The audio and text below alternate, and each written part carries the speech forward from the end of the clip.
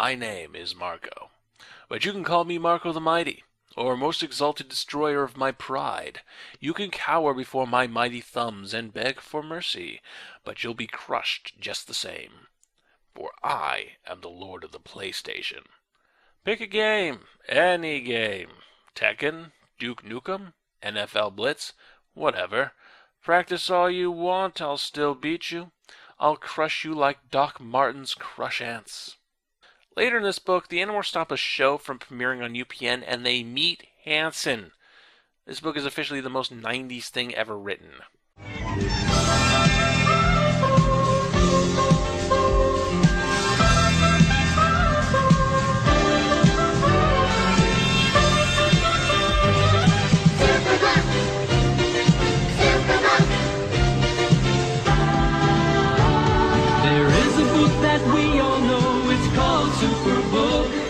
Shows us all the places that we want to go and look. Superbook! Superbook! Well, a lot of things have been going on in the Marco household since his last book. His dad has begun dating a woman named Nora Robinetta. Because the Animorphs can't tell you their full names, but the full names of people their parents are dating? Sure, whatever.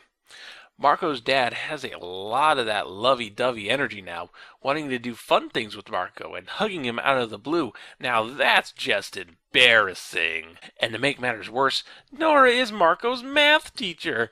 That'll certainly lead to some wacky hijinks. Wahoo!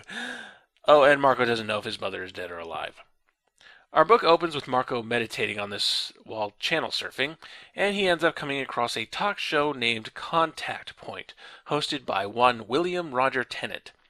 Tennant is a middle-aged man with a ponytail, drinks designer water, and has a bunch of lava lamps on set, which should tell you everything about him. He presents himself as calm, accessible, artificially friendly, and in tune with your feelings. He's like if Mr. Rosso from Freaks and Geeks had his own television show. I understand. You've just been through puberty. You guys are tall. I'm surprised you fit through that door, quite frankly, okay? A lot of times you might see, maybe you're taking a shower or something, and you go, what are these? What's that? But you feel alone and confused, and you don't think anyone understands. Despite his nice guy demeanor, alarms start going off in Marco's head when Tennant starts recommending the sharing to people. Marco calls up the rest of the Animorphs to set up a meeting that night, to the sad disappointment of his father. Hey, this being upset about my dad dating thing is a great cover, guys. Marco goes to the garage to morph Osprey, but midway through morph, things start to go wrong.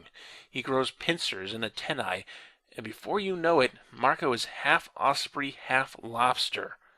A lobspree, or an obster.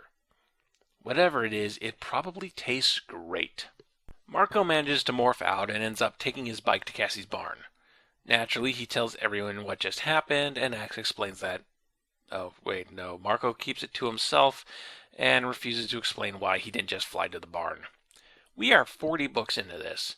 I think we are well beyond the Animorphs acting this unprofessionally, and Marco is supposed to be the most clear-minded and professional of all of them. This book is the second and last from ghostwriter Jeffrey Zulk. His previous book, number 25 The Extreme, was a solid bit of action. But as I observed there, he seems to have a slightly different idea of the character dynamics. It was most notable in Cassie, in that she didn't completely get on my nerves.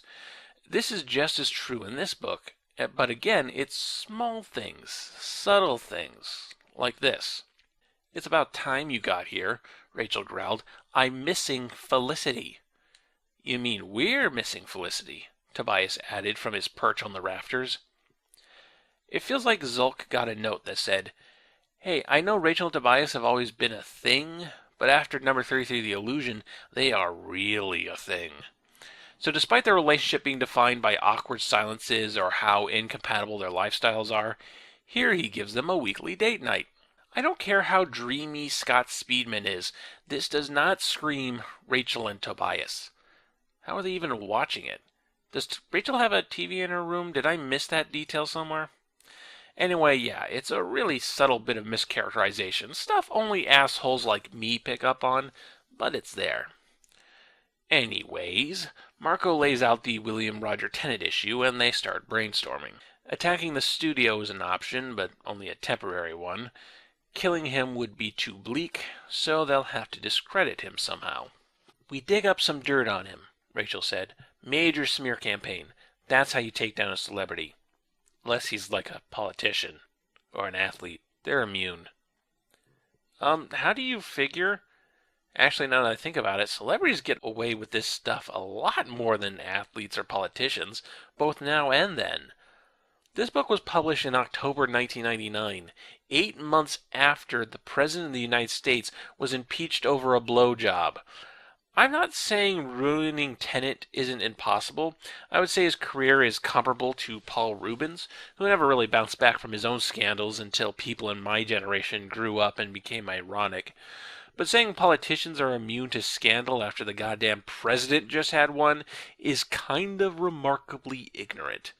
So they decide to find a way to discredit Tennant. So that means a lot of spying and gathering intel. Thankfully, Tennant lives nearby, a side effect of there only being one Yeerk pool on Earth worth a damn. The Animorphs confirm he's a controller by tracking him to pool entrances, and then they start sketching out his daily routine.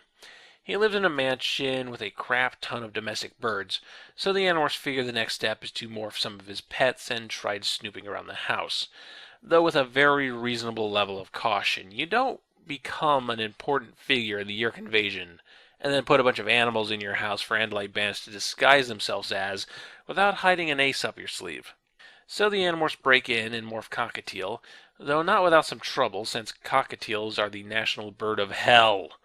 My aunt used to have 2 of them that she would bring over every time we had a big family gathering at my grandparents' place, and they were little monsters that wanted to chew on everything that moved. They all morph these little shits and start moving their way through the house for clues. Marco and Rachel wind up in Tennant's living room as he's messing around with his laptop.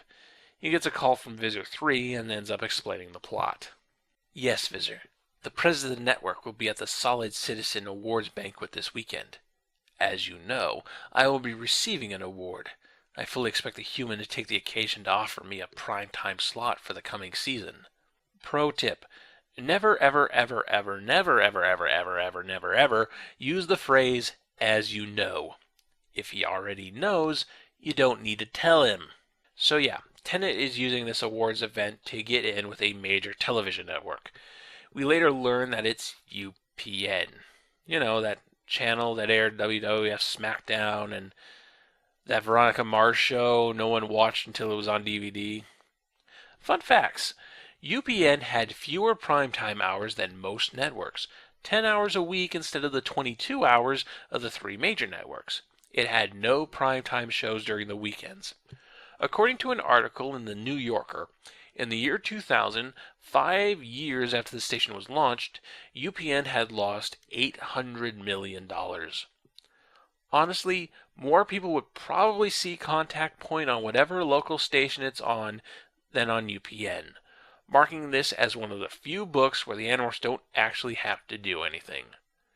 UPN. You're really only here for the Buffy the Vampire Slayer reruns. Marco complicates matters when he completely gives into the cockatiel instincts and craps on Tennant's desk, because morphs come equipped with feces? Now that's an angle for the how does the morphing work theorist to work through. While Tennant might have the perfect TV image, off the cameras the Yeerk in his head has a bad attitude and a hatred for small, annoying animals, so he grabs Marco and roughs him up a bit before gaining some self-control. However, it doesn't take him long to realize that Marco Bird isn't the original, so he calls in that expected ace up his sleeve, which turns out to be half a dozen Hork-Bajers, who I guess were just hanging out in his basement. Give them a deck of cards, they'll keep themselves occupied. So a fight breaks out, but Marco is seriously hurt and has to demorph. He tries to morph Gorilla, but things start to go wrong again, and Marco ends up a trout with massive gorilla arms. You see this craftsmanship here? This is why it takes so long to make these videos, folks. Marco demorphs before he suffocates and decides to just get out of there. He looks for something to break a window with, and rather than picking the nearby chair, ends up chucking Tennant's laptop. despite the fact that the chair would easily make a larger hole to jump out of, and stealing the laptop instead of destroying it might give the Animorphs access to valuable information, but, foresight clearly isn't this book's strong point. Well, the Animorphs escape, and everyone is now aware of Marco's morphing problems. "Why didn't you tell us about this problem?" Jake asked. We were gathered in Cassie's barn. This time I couldn't fake it. Couldn't pretend the morphing disaster hadn't happened. Tobias had seen the whole thing from outside the window. I don't know," I said. "I didn't think it was a big deal." "No, you're right. You end up half trout, half gorilla, while we're all playing pin the tail on the Hork-Bajir. Why would that be a problem?" Rachel said. "Everything turned out okay, didn't it?" I snapped. "Besides, Rachel, you weren't exactly up front with us when you had that allergy to the crocodile morph. In fact, if I remember correctly, you lied to us about it. Said you were all better when you weren't."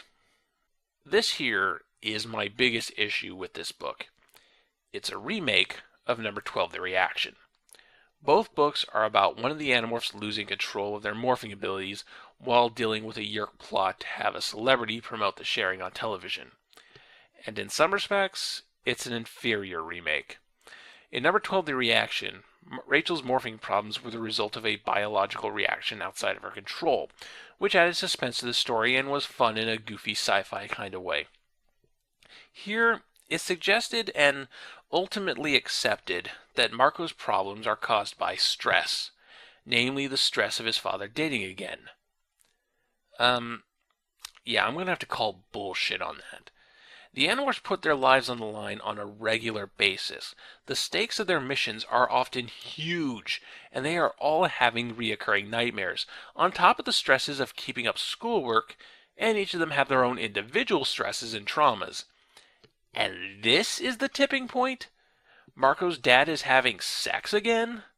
Look, I've never been in this situation, and I'm certain that young people who have their parents date again after a divorce or a death tend to have conflicting feelings. I don't want to degrade that.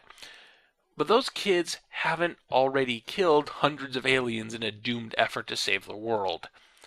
This feels so drop in a bucket that either Marco's problems here are being completely misdiagnosed, or every other member of the team is on the verge of this problem happening to them. But of course, it never reoccurs after this book.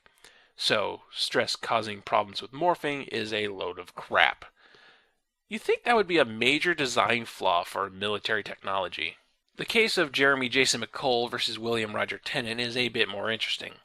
Number 12, The Reaction, was a rather blunt damning of spoiled TMZ-hounded celebrity types, and I think now as I thought then, that there was a far more interesting and nuanced discussion to be had than celebrities are money-grubbing, selfish attention whores that should be despised.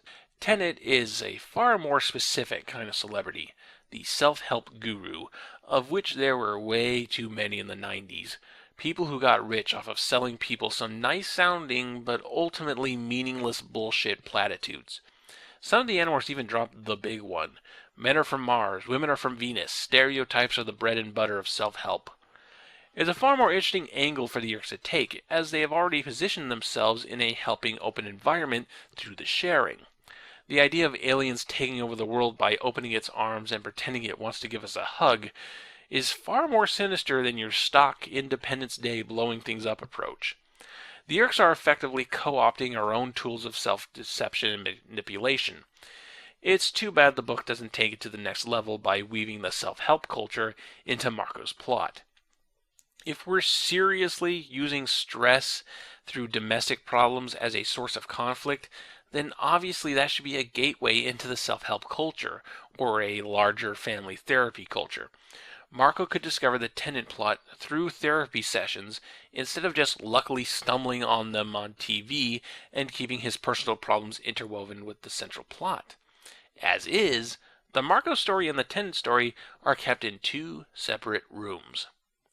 Going back to this being a remake, we have one element that's worse and one element that's better than the original, but what tips it over the edge into the inferior category is that we've gone through this whole song and dance before, and so it seems like the Animorphs are failing to grow as characters.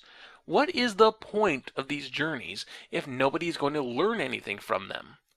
Marco calling out Rachel on doing the same thing only makes this worse. It would be one thing if the series just up and forgot some of its own continuity, but for Marco himself to just bring it up makes it worse. You cannot fucking chastise a person over a mistake they made over a year ago when you are making the exact same mistake now. And Marco does not get called out on this hypocrisy. The Animorphs just accept that this will be our lesson of the week, even though we've already done it before.